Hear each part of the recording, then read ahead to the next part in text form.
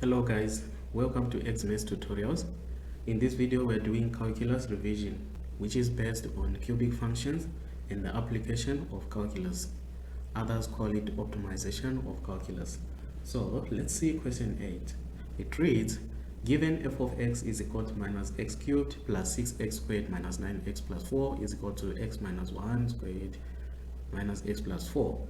So our f of x is given in two forms, the factorized notation and the simplified notation. Simplified notation is this one, here is the factorized one. First question 8.1, determine the coordinates of turning points of f. To determine the coordinates of the turning point of f, we need to find the first derivative of our function, then we equate it to 0. The reason why we equate it to 0 is because the gradient at turning point is equal to 0. So the first thing is to determine our first derivative. So our first derivative f prime of x is equal to minus 3x squared plus 12x minus 9.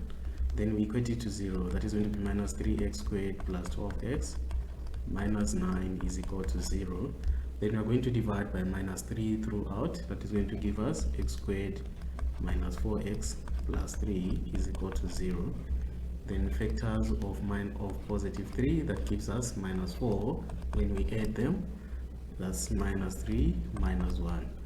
Then x minus 3 is equal to 0 will give us x is equal to 3. Or x minus 1 is equal to 0 will give us x is equal to 1. So these are the x coordinates of the turning points. Now I want to get the y coordinates. We substitute into this equation. So this is going to be y is equal to, I can use this part. Sure, that's the simplest one. That is going to be, for the first value of x, which is 3, that will be 3 minus 1 squared, then minus 3 plus 4. This is going to give us a 4. So the first coordinate is going to be 3 and 4. Then when x is equal to 1, this is going to give us y is equal to 1 minus 1 squared multiplied by minus 1 plus 4. 1 minus 1 is a 0. 0 multiplied by any number, this will give us a 0. So the other coordinates will be 1 and 0. And so let me write it here. 3, 4, and 1, 0. Next question, 8.2. Draw a sketch of graph of f, clearly label all the intercepts with the x's and end turning points. So now I want to sketch this graph. They said you must clearly show all the intercepts. We haven't calculated any intercepts here. So we need to know what is our x-intercept and what are our y-intercept. Let us start with y-intercept. Y-intercept, we get x is equal to 0. Then we substitute in this equation, we'll get y is equal to 4. Or you can simply take the value of the constant value of the expression, which is a 4. So our y-intercept is y is equal to 4. Then for x-intercept, we let y is equal to 0. To find the values of x in this case, so we need to factorize your expression. So in this case, they've done it for us.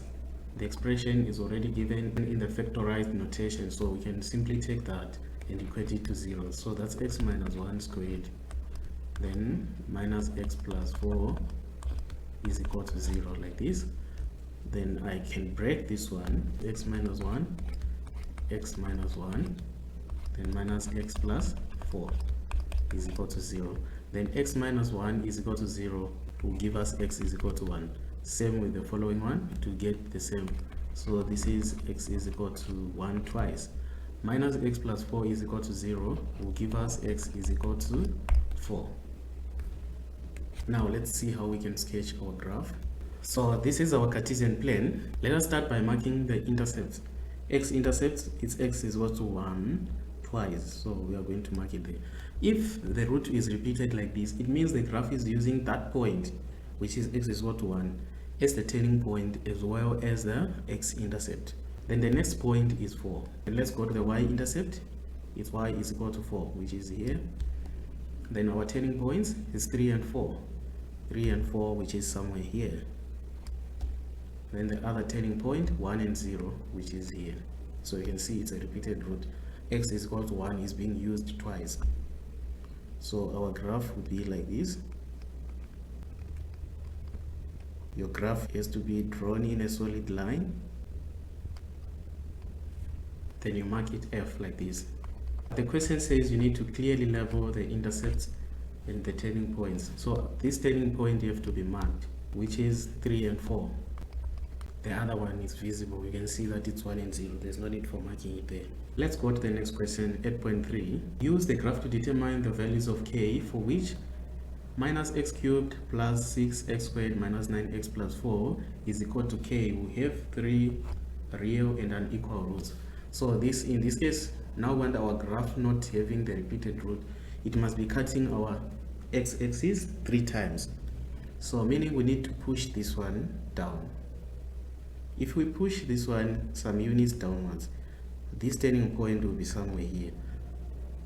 Then our graph will be cutting at more than 2 points. That will be 3 points now. So k is just representing the number of translations that you can translate your graph either up or down to make it have 3 unequal roots. But in this case, we can't push it, we can't translate it up, because the moment you translate it up, it will end up having 1 root. This one will be suspended above the x-axis. So the only way we can do is to translate it down, but we mustn't over translate it to such an extent that this point will reach this 3 or exceed, going down like that. So the number of translations that we have is either we have 1 translation but less than 4 translations.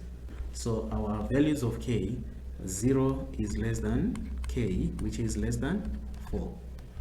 So when we say 0 is less than k, it means 0 is not included. So we only need a translation which is just above 0 but not 4 or greater than 4. So this is the solution. Next question, 8.4. The line g of x is equal to ax plus b is the tangent to f at point of inflection of f. Determine equation of g. So what we need to do here is to find the point of inflection first. Point of inflection is the midpoint of the turning points, or you can use that formula for second derivative, then you equate it to 0. I'm simply going to use the midpoint. That is going to be x1 plus x2, y1 plus y2. So our x1, I'm using the coordinates of the turning points, which is 3 and 4. The other one is 1 and 0. So the first one is 3 plus 1, which is 4 divided by 2. We get a 2. Then the other one is 4 plus 0, which is 4 divided by 2. We get a 2. So our point of inflection is 2, 2. Let me write it here. So meaning our point of inflection is this one. So this equation of g is a straight line, which is in the form ax plus b. The common form is mx plus c. So in this case, our a represents the gradient. So we need to calculate the gradient of the function at point x is equal to 2. So to find the gradient, you need to find the first derivative of a function, which is f prime of x, which is going to be equal to negative 3x squared plus 12x and minus 9. Then we need to find our gradient m, which is going to be equal to the f prime of a point x is equal to 2. Then we put the 2 there, that's going to be minus 3 multiplied by 2 squared plus 12 multiplied by 2 minus 9. This is going to give us gradient of 3. So now our equation is g of x is equal to 3x plus b. Now we are looking for the value of b. To determine the value of b, we can use these coordinates of point of inflection, 2, 2. So 2 is our y, 2 is our x, then plus b. So our b will be equal to 2 minus 6, we get minus 4. Therefore our equation will be g of x is equal to 3x minus 4. That's our answer. Next question. Calculate the value of theta, the acute angle formed between g and the x-axis. Since we know that g has a positive gradient, so the graph is going like this. So the angle between this line and the x-axis, it will be this one. That's our theta. There is a relationship between gradient and the angle of inclination. The relationship is that tan theta is equal to the gradient to m. Then our tan theta will be equal to m, which is 3 in this case. So now we are looking for theta. Theta, that will be inverse of tan of 3. That is going to give us 71.57 degrees. Next question, question 9. The diagram below represents a printed poster Rectangle ABCD is the part on which the text is printed.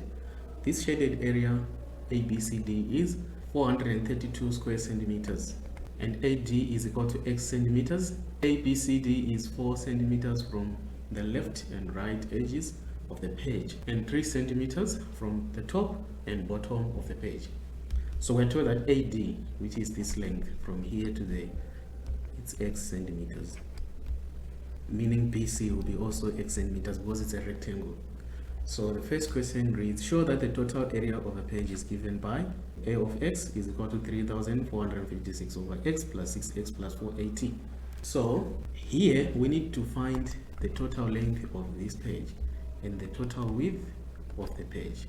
So our total length of this page, we have 4 and 4 this side, so that's going to give us 8, plus this middle part which is being formed by AD, which is X. So that's our total length of the page. Then we also need to find the total width of the page. But what we have on the width is 3 plus 3, which is 6 plus the unknown, which is the length of DC. So we need to see the length of DC in terms of X. Here we are given the area. Area is equal to length times width, or length times breadth. And our area is given to be 432. Then the length of this shaded region is X. Then our breadth is what we are looking for. Then we are going to divide by X both sides. So our breadth is equal to 432 over X, like this. So the total width of the whole page is going to be 6 plus 432 over X. Then now we want to calculate the area. Area is equal to length times breadth. And our total length, which is 8 plus X. Then our breadth, which is 6 plus 432 over X, like that. So this is going to be 8 times 6, we get 48. Then plus 8 times 432 over X, this is going to give us 3,456 over X. Then X times 6, that's 6X, plus X times 432 over X, that is going to give us 432 because X and X will cancel there. Then our area expression is in terms of X, so that's A of X. Let me start by writing 3,456 first over X, then followed by 6X. Then 48 plus 432 are like terms that are going to give us 480. We have shown it. Let's go to 9.2. Determine the values of X such that the total area of the page is a minimum. So what we need to do now is to find the first derivative so that we can get the value of X for which the area is minimum. But before finding the first derivative, we cannot differentiate this one, this X, when it is at the bottom like that. So it needs to go up so that it becomes a numerator as well. So our expression will be A of X is equal to 3,456. X, when it goes up, it becomes minus 1, then plus 6X plus 480. So now let's differentiate. First derivative of A, that is going to be, we drop the negative, that is going to be minus 3,456 X power minus 2, then plus, this one gives us 6, 480 is a constant, so it gives us a 0. Then we equate this first derivative to 0. That is going to be minus 3,456 minus 2 plus 6 is equal to 0, like that. Then now we want to make our X power minus 2 positive, so we need to bring it down again. That is going to be minus 3,456 over X squared, then plus 6 is equal to 0.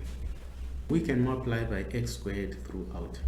That is going to give us, let's multiply every term by X squared, so that will be X squared, X squared, X squared. Here it will cancel out, so we'll be left with minus 3,456 plus 6X squared is equal to 0. Let's take that other side. 6X squared is equal to 3,456. Then we divide by 6 both sides, we get X squared is equal to 576. Then we apply the square root both sides. This is going to give us X is equal to 24. and our dimensions are given in centimeters. So this is 24 centimeters. That's our answer. Thank you guys for watching this video.